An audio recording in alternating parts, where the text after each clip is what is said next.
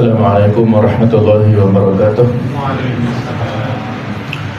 Alhamdulillahi wa kafa, wassalatu wassalamu ala nabiyil mustafa wa man sara ala nahjihi faqad iktafa, wa ba'du.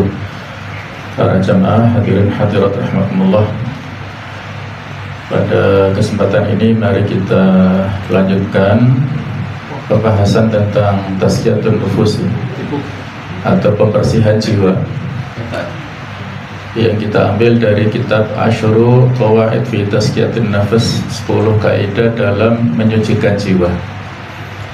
Kita sampai pada pembahasan yang kelima dari kaidah-kaidah yang sudah kita bahas, yaitu untuk membersihkan jiwa kita, bahwa tauhid adalah pokok penyucian jiwa, pangkal atau dasar dari segala sesuatu dalam kehidupan kita. Itu adalah bertauhid secara benar, mengisahkan Allah Ta'ala, baik itu dalam hal zat ataupun sifatnya. Yang kedua adalah doa adalah kunci penyucian jiwa. Yang ketiga, Al-Quran sumber dan penolong pensucian jiwa. Yang keempat, mencari panutan dan keteladanan dalam hidup ini. Yang kelima adalah pensucian itu adalah takhalli dan tahalli. Takhalli artinya menjauhkan diri kita semuanya dari sifat-sifat yang tercela, dan tahalli adalah menghiasi diri kita dengan sifat-sifat yang baik. Yang keenam, yaitu menutup pintu dari hal yang menjerumuskan. Ada banyak jebakan dalam hidup ini, pintu-pintu yang dijadikan masuk oleh setan untuk mempengaruhi dalam jiwa kita. Itu adalah sifat-sifat buruk manusia. Yang ketujuh, yaitu mengingat mati dan perjumpaan dengan Allah Subhanahu wa Ta'ala. Poin 1 sampai 7 sudah kita bahas. Kita masuk pada pembahasan yang ke-8, ya. Selektif saat memilih teman. Ada hadis dari Rasulullah SAW, beliau bersabda, Al-mar'u ala dini khalilihi. Seseorang itu mengikuti agama temannya. Din di sini bisa bermakna ala tariqatihi, mengikuti kebiasaan, cara ataupun perilaku daripada khalilihi. Khalil itu adalah teman akrabnya, teman yang biasa mendampinginya. Falyandur ahadukum man yukhalil, maka hendaklah salah seorang di antara kalian melihat, mempertimbangkan siapa yang dia ajak berteman. Apabila teman yang dia ajak itu memberikan manfaat, dampak kebaikan, ya silakan. Tapi kalau teman yang dijadikan sebagai teman akrab itu membuat madarat, maka dijauhi. Nah, jamaah sekalian, ada beberapa karakter teman sepergaulan yang perlu kita seleksi dalam kehidupan, ya. Ada 4 golongan atau 4 kriteria. Yang pertama, terhadap orang yang jika kita membutuhkan bergaul dengannya, laksana kebutuhan kita terhadap makanan, kita tidak dapat lepas darinya dalam sehari semalam. Ibarat makan, ya, kita minimal sekali, ada yang 2 kali, biasanya 3 kali, ya. Mereka itu adalah para ulama yang memiliki cakrawala pengetahuan yang luas tentang ilmu agama, mengetahui tipu daya setan dan segala macam bentuk penyakit hati yang kita butuhkan. Ibarat makanan ini, kita butuhkan nasihatnya, motivasinya, dan lain-lain. Tipe yang kedua atau golongan yang kedua, terhadap orang yang jika kita bergaul dengannya seperti kebutuhan kita akan obat. Kita mengharapkannya dikala kita sedang sakit saja, tetapi bila badan kembali sehat, maka mereka tidak kita butuhkan lagi. Mereka ini adalah dari orang yang kehadirannya kita nantikan berkaitan dengan kemaslahatan hidup dan kehidupan. seperti untuk saling kerjasama atau sebagai mitra kerja dalam berniaga, bertani, bermusyawarah, dan masalah-masalah lain dalam hidup bermuamalah. Intinya dalam masalah kaitannya dengan aktivitas pekerjaan kita ya. Kita butuh ya seperti kita membutuhkan obat. Kemudian yang ketiga, golongannya itu yang berbahaya. Pada saat kita bergaul dengannya, tidak ubahnya seperti penyakit. Golongan ini terbagi menjadi beberapa jenis dan tingkatan tergantung pada intensitasnya terhadap jiwa kita. Di antara mereka adalah yang bersifat individualis dan egois. Jika bergaul dengannya, hendaklah kita waspada dan berlaku bijak dalam menghadapinya. Hal ini bukan berarti kita harus menghindar dan tidak mau bergaul dengannya, tetapi jagalah, jangan sampai diri kita terbawa oleh pengaruh kepribadiannya, karena akan merugikan kita dalam hal agama dan dunia. Oleh karena itu, sebaiknya orang-orang yang masuk dalam tipe ini hendaklah dijauhi jika ingin selamat agama dan dunia kita. Kalau pada zaman Rasulullah SAW itu ada kisah menarik tentang keakraban ya antara dua orang suku Quraisy yang bernama Uqbah bin Abi Mu'aid. Dia ini tokoh di kalangan Mekah saat itu, berkawan setia dengan Ubay bin Khalaf yang juga tokoh. Nah, satu saat Ubay bin Khalaf ini pergi ke Syam, keluar kota, dan Uqbah bin Abi Mu'aid ini ingin menjamu orang-orang Quraisy. Termasuk di situ beliau atau dia ingin mengundang Rasulullah SAW ikut jamuan makannya. Tapi Nabi tidak mau hadir sebelum Uqbah ini masuk Islam dulu. Maka dalam rangka supaya Nabi mau hadir di jamuan itulah Uqbah ini pura-pura masuk Islam. Secara zahir ya dia muslim. Maka Nabi datang. Beliau menghargai niat ataupun undangan daripada Uqbah bin Abi Mu'aid, dan ini dijadikan sebagai kebanggaan ya. Dia membanggakan ini Muhammad yang saat itu kan juga ditakuti oleh kawan dan lawan ya, hadir di jamuan makanku, dibangga-banggakan, disombongkan.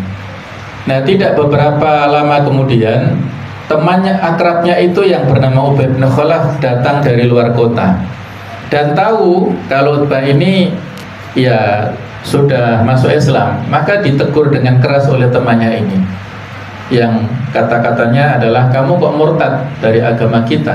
Jadi masuk Islam itu disebut murtad. Maka Uqbah, enggak, saya masih berada di agama kita kok. Nah, itu buktinya kamu bersama dengan Muhammad dan mengucapkan begini begitu. Enggak, saya masih bersama kalian.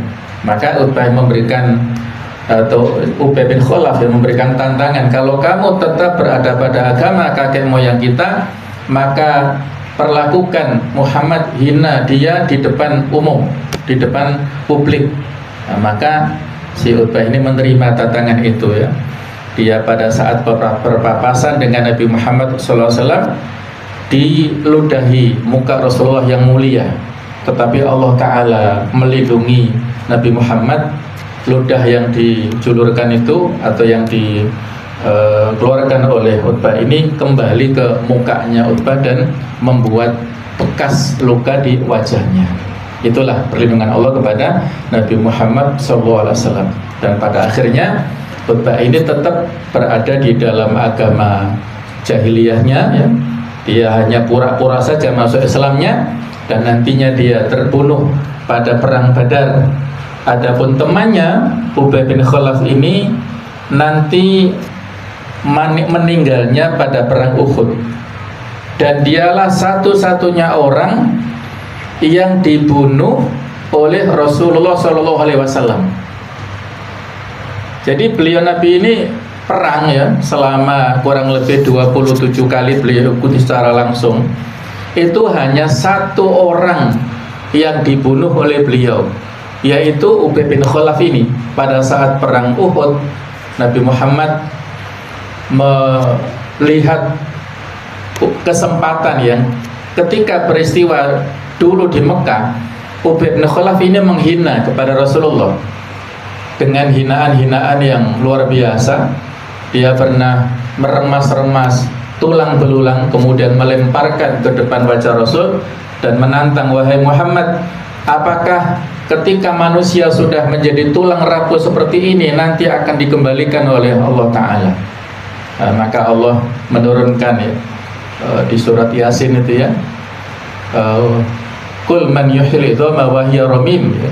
Siapakah yang akan menghidupkan tulang belulang padahal dia sudah rapuh? Qul yuhyiha alladzi, Allah lah yang menghidupkan tulang belulang itu kembali. Kemudian dia mencoba melakukan pembunuhan kepada Rasul. Kemudian Nabi mengatakan, justru kamulah yang nanti akan terbunuh. Dan ternyata betul dibuktikan Rasul pada saat perang Uhud itu ya, dilempar tombak oleh Rasulullah. Awalnya luka-luka biasa, tetapi dalam perjalanan pulang dari Uhud ke Mekah itu dia meninggal dunia. Ini satu-satunya, tidak ada kaum kafir yang dibunuh langsung oleh tangan Rasulullah kecuali Ubay bin Khalaf ini. Ini contoh. Nanti di akhirat Utbah bin Abi Mu'ayth itu menyesal, diabadikan di surat Al-Furqan ayat 28-29. Dia menggigit jarinya penyesalan. Kenapa dia mengikuti kawannya padahal dia sudah mendapatkan kesempatan masuk Islam, hanya untuk menunjukkan loyalitasnya kepada temannya, dia kembali kepada kafir dan menyesal masuk neraka. Ini contoh teman yang membawa penyakit ya, atau membawa bahaya, harus dijauhi. Kemudian yang keempat, tipe manusia atau kawan yang justru membawa hal yang fatal. Ini laksana ular berbisa. Andaikan kita sampai terkena patuknya, kemudian kita berhasil menemukan penawarnya, maka selamatlah kita. Tetapi jika tidak, inilah bencana bagi kita. Golongan ini banyak berkeliaran di sekitar kita. Mereka adalah ahli bid'ah yang sesat dan menyesatkan, menyimpang dari sunnah Rasulullah SAW. Mereka pandai membolak-balikkan fakta. Sunnah mereka menjadikan bid'ah, dan bid'ah mereka jadikan sunnah. Bagi orang yang berakal, tidak layak untuk bergaul ataupun duduk-duduk bersama mereka. Jika itu tetap dilakukan, maka akan sakitlah hati, bahkan bisa menyebabkan hatinya menjadi mati. Paragraf terakhir ini ya memang agak sensitif, agak rawan ya di masyarakat kita, tentang pemahaman masalah bid'ah. Ini perlu untuk kita dudukkan permasalahan supaya tidak asal tuduh saja ya. Bid'ah ini ada bid'ah yang hakikiyah, bid'ah yang jelas-jelas betul-betul bertentangan dengan aturan ya, dan tidak ada perintah ya dalam hal akidah dan ibadah. Kemudian masih ada lagi yang lainnya, ada bid'ah idhofiyah, kemudian bid'ah tarkiyah, kemudian membiasakan dalam hal sesuatu yang secara umum ada perintahnya, tapi secara khusus tidak ada aturan rincinya. Nah, bid'ah yang hakiki ini yang porsi yang pembahasan kita di sini ya, yang jelas-jelas itu adalah menyalahi ya. Misalnya ya, ada contoh melakukan tawaf ya, misalnya ya, tawaf mengelilingi ya. Kita berkeliling itu disebut ibadah kalau yang kita kelilingi itu adalah Ka'bah. Tapi kalau kita kelilingi itu, mohon maaf, misalnya kuburan ya, kuburan yang dikeramatkan dikelilingi 7 kali, nah itu bid'ah karena dia menginginkan takarrub dengan sesuatu yang tidak ada contohnya secara konkret, tidak ada perintahnya. Nah ini hal yang bid'ah. Ada yang mengelilingi ya, di video viral sudah beberapa tahun yang lalu ya, yang dikelilingi ini simbol Garuda Pancasila ya, sama bendera merah putih itu dikelilingi ya sambil membaca sholawat-sholawat. Nah, kalau ini tujuannya adalah untuk takarrub, untuk mendapatkan pahala, tidak boleh. Tapi kalau tujuannya hanya untuk olahraga ya, sekedar untuk jalan-jalan, nggak apa-apa ya. Seperti orang kalau keliling Masjid Nabawi ya, tujuannya untuk jogging atau jalan-jalan boleh. Tapi kalau menyamakan Masjid Nabawi dengan Ka'bah ini nggak boleh. Tujuannya untuk takarrub ibadah dalam hal-hal yang tidak ada perintahnya seperti itu tidak sah atau tidak boleh. Nah itu salah satu contoh bid'ah yang hakikiyah, yang jelas ya, yang tidak ada tuntunannya. Adapun nomor 2, 3, 4 ini mukhtalaf fi ya, tidak ada kesepakatan di situ ya, masih berbeda pendapat. Nah, barangkali yang dimaksud oleh penulis ahli bid'ah ini poin yang pertama tadi, jelas-jelas bid'ah yang hakikiyah tetapi dikemas demikian rupa, kemudian dibulak-balikkan menjadi sesuatu yang seolah-olah dia adalah sunnah. Nah, ini harus kita waspadai. Baik, kemudian nah ini menurut Imam Az-Zarnuji dalam kitab Ta'limut Ta'lim, ini kitab yang terkenal di pesantren-pesantren ya. Jangan mau berteman dengan 5 orang ini. Yang pertama al-kaslan, pemalas, tukang mager ya, malas gerak. Jadi dia malas. Ya biasanya ya kecilnya anak-anak muda ya, makan saja disuapi oleh orang tuanya. Ini bahaya.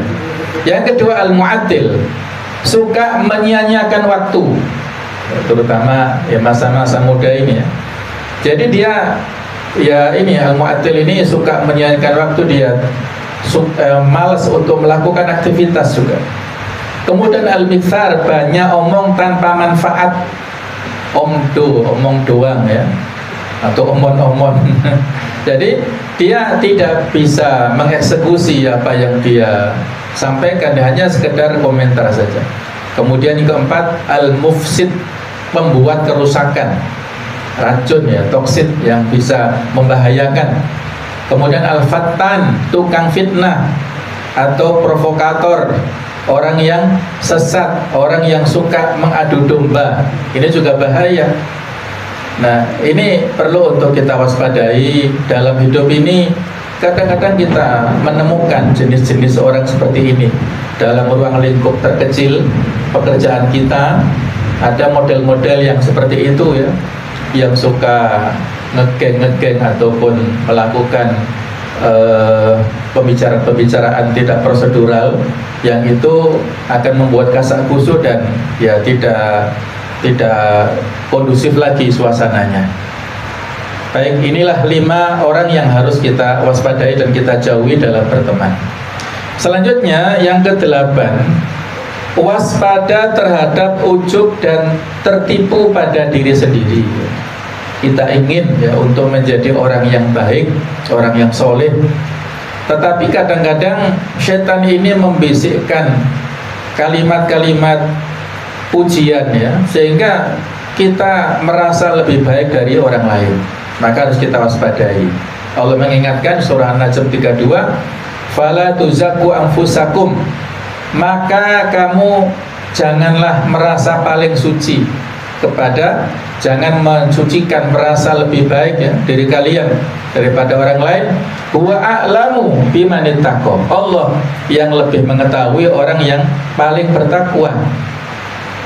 Jadi jangan sampai kita merasa lebih baik, lebih benar, lebih lurus, lebih soleh dan lebih-lebih yang lain daripada orang lain ya.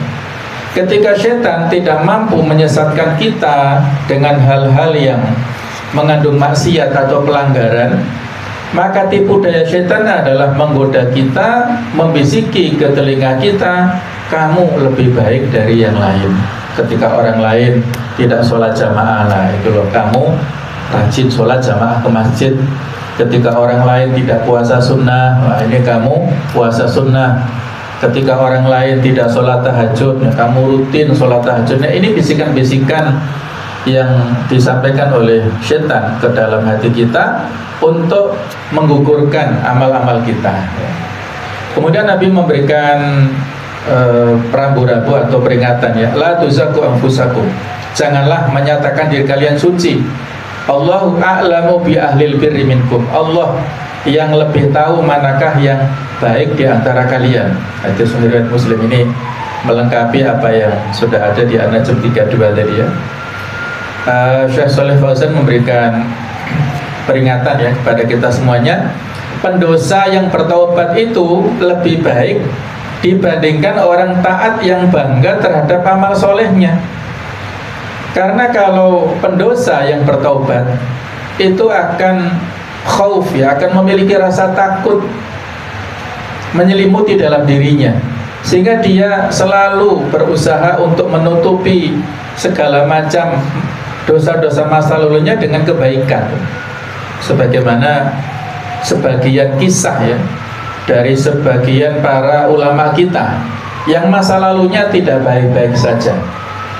Ada tabi'in yang terkenal yang bernama Fudail bin Iyad. Beliau ini masa lalunya seorang perampok yang ditakuti. Ada daerah Khurasan ya yang biasa dia mangkal di situ, orang-orang nggak berani lewat sana karena ada Fudail bin Iyad dan gengnya. Mereka lebih baik menginap di penginapan baru besoknya berangkat atau mungkin memutar jalan yang lain. Tetapi pada saat tertentu Fudail bin Iyad ini mendapat hidayah dari Allah Ta'ala dan akhirnya bertaubat dari segala macam dosa dan kesalahannya. Ada ungkapan hatta ibu minadam bikaman la dzanbalah. Orang yang bertaubat dari dosa seperti orang yang tidak punya dosa sama sekali. Nah, itulah pendosa yang bertaubat lebih baik dibandingkan dengan orang taat yang bangga terhadap amal solehnya, karena dia tidak menyadari seolah-olah dia aman dengan melakukan banyak kebaikan, sementara hilang dengan riyaknya, dengan ujubnya, dengan ghurur. Ya ayyuhal insanu ma gharraka bi rabbikal karim, wahai manusia, apa yang menyebabkan kalian tertipu oleh Allah? Kalian merasa baik amalannya, merasa sudah banyak amal-amal solehnya, padahal tidak lepas dari penyakit-penyakit hati yang bisa menghilangkan pahala amalnya. Ada hadis panjang riwayat Muslim, orang yang pertama nanti diadili di akhirat adalah yang mati syahid. Ternyata dia tujuannya untuk dipuji sebagai pahlawan dan sudah didapatkan di dunia, akhirnya dilemparkan wajahnya ke neraka. Yang kedua, orang yang rajin baca Quran, dia juga seorang alim, dia cerita, diadukan pada Allah untuk seperti ini, seperti itu, tapi Allah Maha tahu dengan apa yang ada dalam hatinya, niatnya, dia riak untuk mendapatkan pujian dari manusia, diseret wajahnya, dilemparkan ke neraka. Ada lagi yang ketiga, dermawan yang suka berinfak sedekah, dia mengakui sebagai amal kebaikan, tapi Allah Maha tahu dengan isi hatinya, dia riya untuk mendapatkan predikat sebagai dermawan, maka diseret wajahnya, dilemparkan ke neraka jahanam. Ini tiga amal yang sangat prestisius, yang sangat mulia ya. Tapi karena tidak ikhlas lillahi ta'ala, amalnya sia-sia. Nah, inilah orang yang taat tetapi bangga terhadap amal solehnya, ini berbahaya yang harus kita waspadai. Nah, hadirin sekalian, ada perkataan Ibnu Qayyim al-Jauziyah yang juga bagus ya. Tangisan karena taubat dari seorang pendosa lebih Allah cintai daripada tasbihnya orang-orang yang sombong. Insyaallah ya, ini peringatan bagi kita semuanya. Seorang yang merasa punya dosa kemudian dia bertaubat dengan menangis, meneteskan air matanya, takut kepada Allah Ta'ala dengan dosa-dosanya, maka Allah cinta dengan orang ini, akan mengampuni dosa-dosanya dengan taubatnya daripada tasbihnya orang-orang yang sombong ya, yang merasa lebih baik daripada orang lain. Ini ada hikmah kata mutiara dari Habib Umar bin Hafid ya. Beliau mengatakan, jika kau lihat seseorang jauh dari Tuhannya, jangan kau ejek dia. Allah lebih dekat kepada pendosa ketimbang orang-orang yang sombong. Nah, ini juga hampir-hampir sama ya. Jadi ini dalam rangka untuk menjaga kondisi hati kita ya. Banyak kesaksian ya dari para loyalis beliau ini. Beliau kan baru-baru ini mungkin masih di Indonesia ya, berkunjung. Ketika berkunjung ke Indonesia ini banyak sekali penggemarnya, loyalisnya ya. Di antara pengakuan para loyalis beliau ini, Habib Umar ini pada saat di sebuah majelis menghadapi siapapun itu ekspresi wajahnya sama saja. Dalam majelis itu apakah yang dihadapi ulama yang bersorban, ataukah orang yang memiliki pengetahuan, ataukah orang yang terkenal, yang tidak terkenal, bahkan di majelisnya ada yang tatoan, ada yang pakai pakaian dengan performa yang seperti preman, beliau biasa saja. tidak berubah ketika menghadapi ini, itu biasa saja. Artinya beliau melihat semuanya itu dari sisi husnudonnya, berbaik sangka, tidak membeda-bedakan antara satu orang dengan orang yang lain. Nah, sehingga beliau ya punya banyak kelebihan ya menurut orang-orang, kegiatannya puasa luar biasa, tetapi Allah memberikan kekuatan kesehatan yang bahkan para pengantarnya itu nggak kuat untuk mengimbangi aktivitas beliau ini. Nah, walaupun ya sekarang ini kan kondisinya kita sedang diadu domba ya oleh kelompok tertentu yang menginginkan umat Islam ini berpecah belah. Ada kelompok habaib dan ada kelompok yang kontra, artinya orang-orang yang ulama pribumi ya, berusaha dua kelompok dibenturkan, padahal dulunya aman-aman saja. Ya, sekarang kita mencoba untuk dibenturkan, maka jangan sampai kita terbawa arus untuk begini begitu. Yang penting orang itu dilihat dari akhlaknya, dari adabnya, dari ilmunya. Sudah, tentang apakah ini valid atau tidak valid ya dalam hal nasab itu bukan urusan kita ya, itu ya Allah alam ya.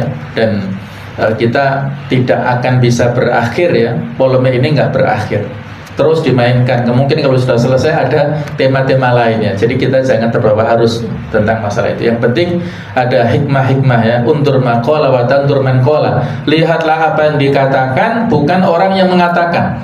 Ini kata-kata mutiara yang bagus ya. Yang penting kontennya apa. Kita tidak melihat siapa, walaupun orang itu pendosa, tetapi kalimat yang disampaikan itu adalah baik, yang kita terima.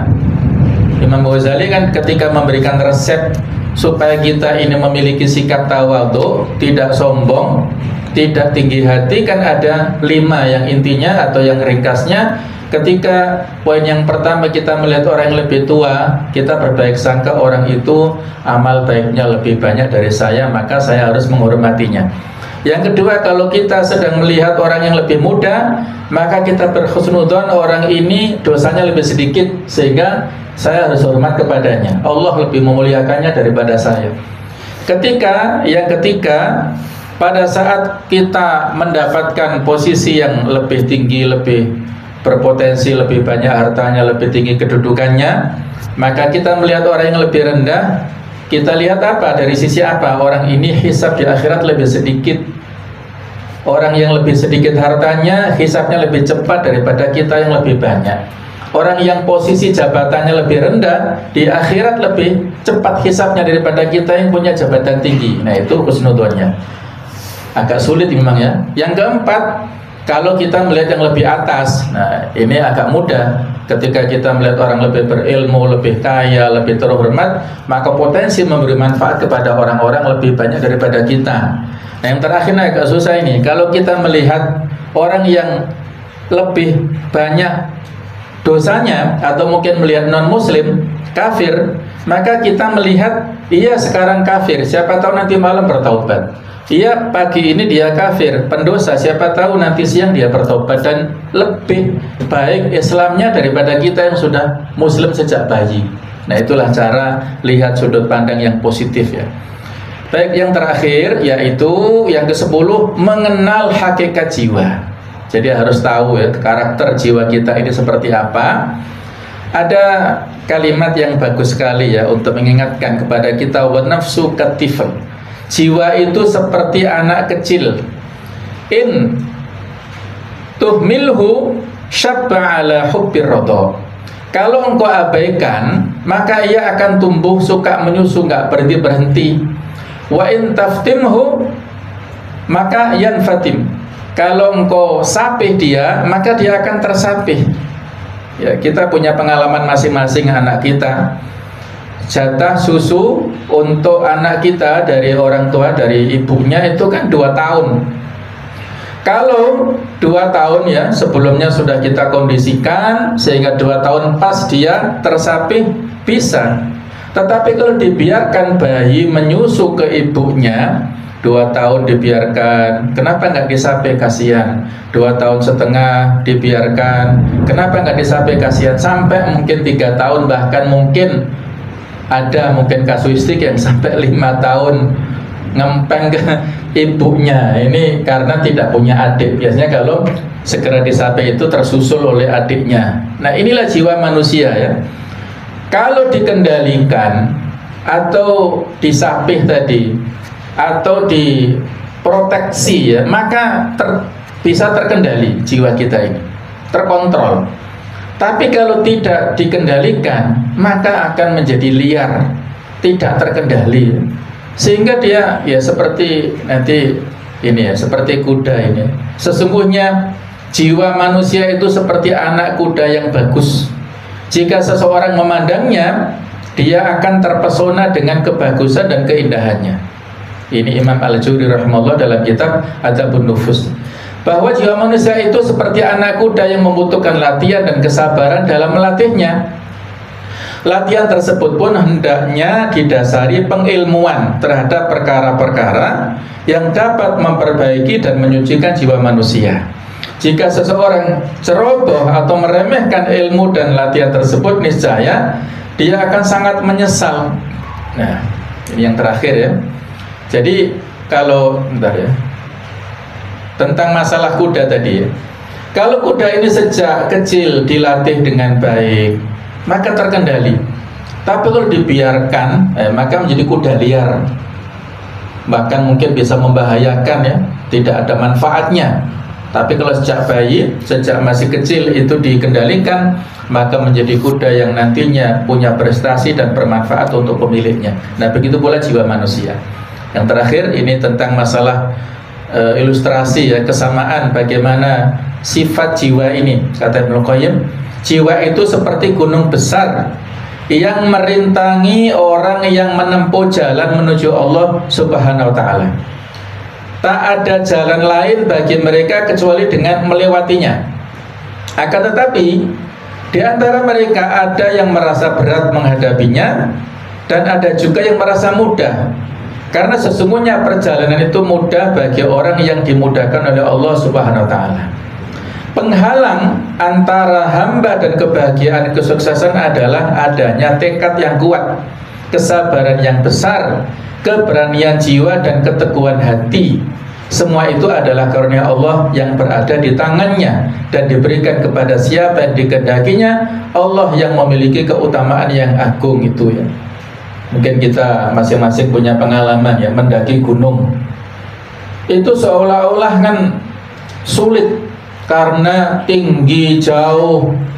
Tetapi biasanya kalau mendaki gunung kan ada pos etape 1, pos 2, pos 3 itu dalam rangka untuk menjaga kebugaran kita ya. Sesungguhnya untuk menempuh istiqomah dalam hidup ini tidak mudah.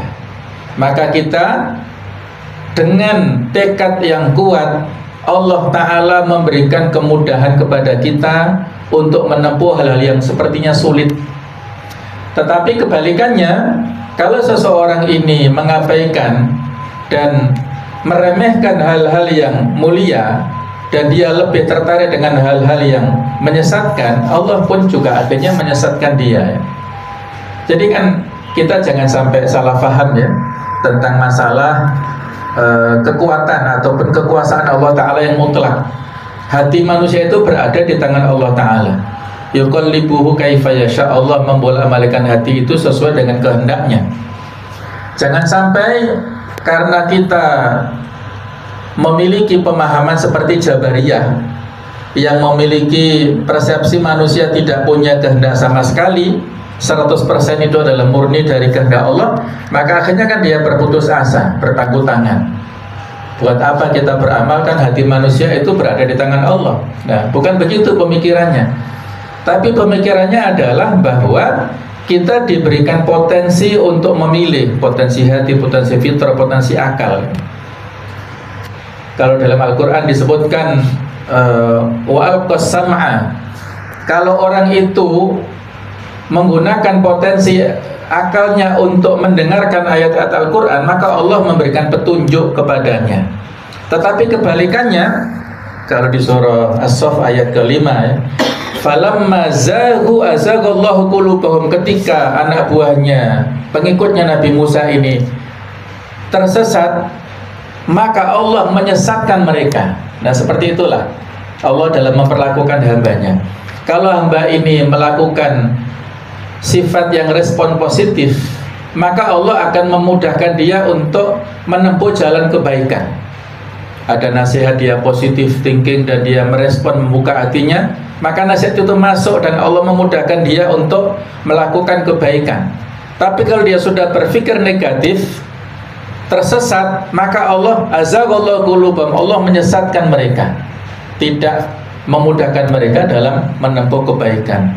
Fa amma man a'ta wa taqa wa saddaqa bil husna fasanuyassiruhu lil yusra. Kalau Allah memberikan kebaikan kepada seseorang, itu tandanya orang ini punya itikat baik, dia suka memberi, dia bertakwa dan meyakini adanya pahala di akhirat. Allah memudahkan dia untuk menempuh kemudahan, melaksanakan amal-amal kebaikan, sehingga dengan itulah dia masuk surga.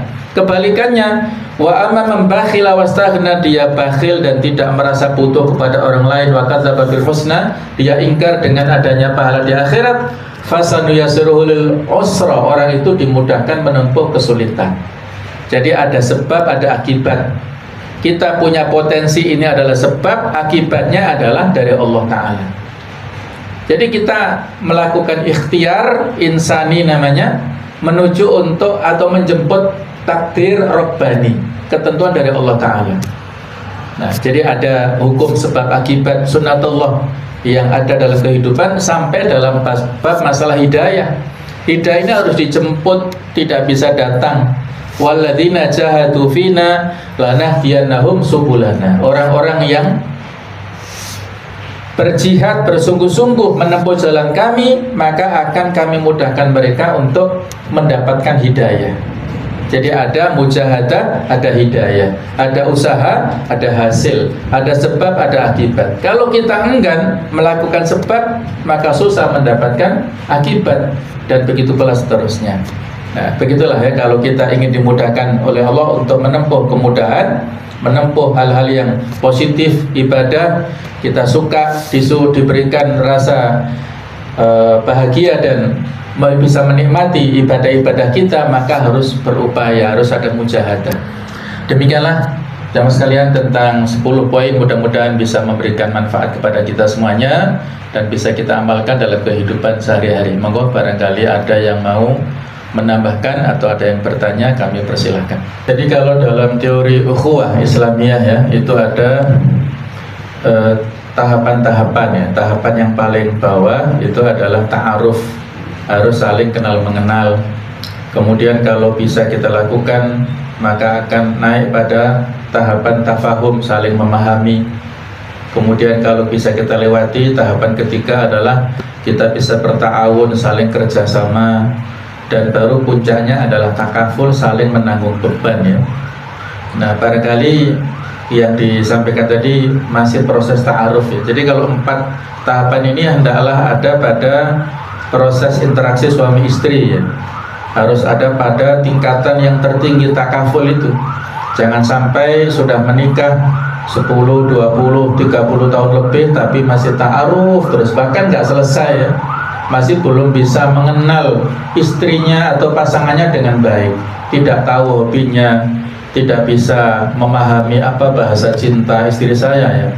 Itu kita nggak paham, sehingga seringnya salah paham. Ini jangan sampai ya. Jadi proses ta'aruf ini selalu dinamis dan tidak terbatas oleh waktu ya. Sehingga kalau kita ketemu dengan kawan yang baru kita kenal, maka ya etika kita sebagai sesama muslim berhusnudzon, berbaik sangka kepadanya. Ya kita normatif saja dulu ya, kita berbaik sangka, dan ketika dalam berinteraksi, dalam perjalanan kan akhirnya ditunjukkan ya oleh Allah Ta'ala ya. Kalau dalam teori Umar atau yang lain itu pernah mengatakan, kalau engkau ingin meneliti sejauh mana sifat dan akhlak teman itu, ajak dia dalam sebuah perjalanan. Ajak kemana? Kalau kita ajak dia dalam perjalanan 1 hari 1 malam saja, maka kita akan bisa mengetahui karakternya, bicaranya, kemudian tutur perilakunya, dan sebagainya itu akan terlihat dari proses perjalanan itu. Nah, barangkali panjenengan apalagi di kantor yang sudah barangkali ada kegiatan kunjungan dinas atau yang lainnya kan, atau mungkin dalam pekerjaan itu ada biasanya satu kamar atau ini, itu akan bisa semakin mengetahui dan ya pelan-pelan ya, jangan menvonis dulu ya, coba dilihat dulu begini begitu, dan akhirnya kalau sudah ada kesimpulan tinggal kita petakan tadi, apakah tipe teman kita ini tipe makanan, tipe obat, atau tipe penyakit dan tipe yang sangat membahayakan. Jadi silakan diidentifikasi, tetapi jangan divonis ya, kita nggak boleh memvonis. Nah, kemudian kalau teman lama yang sudah banyak berinteraksi, memang kadang-kadang seseorang itu berbeda perlakuannya ya, antara kepada si A dan si B. Itu dia kalau kepada si A itu mungkin belak-belakan dan jujur, serta dia apa adanya sehingga kekurangannya juga diumbar. Tetapi kalau si B, karena si B ini orang yang barangkali lebih terhormat atau mungkin lebih tua atau mungkin lebih dewasa, sehingga dia kadang-kadang jaim, jaga image. Nah, ini juga ada karakter yang begitu ya. Ini juga kita biasa saja, artinya ya tidak gampang memvonis juga ya. Yang penting adalah bahwasanya pada saat kita berteman atau berukhuwah itu yang pertama fillah. Al-ukhuwatu fillah. Ukhuwah karena Allah. Apa maknanya? Ukhuwah bersaudara karena Allah. Yaitu kita berteman bersaudara karena orang itu dicintai oleh Allah. Itu maknanya ya.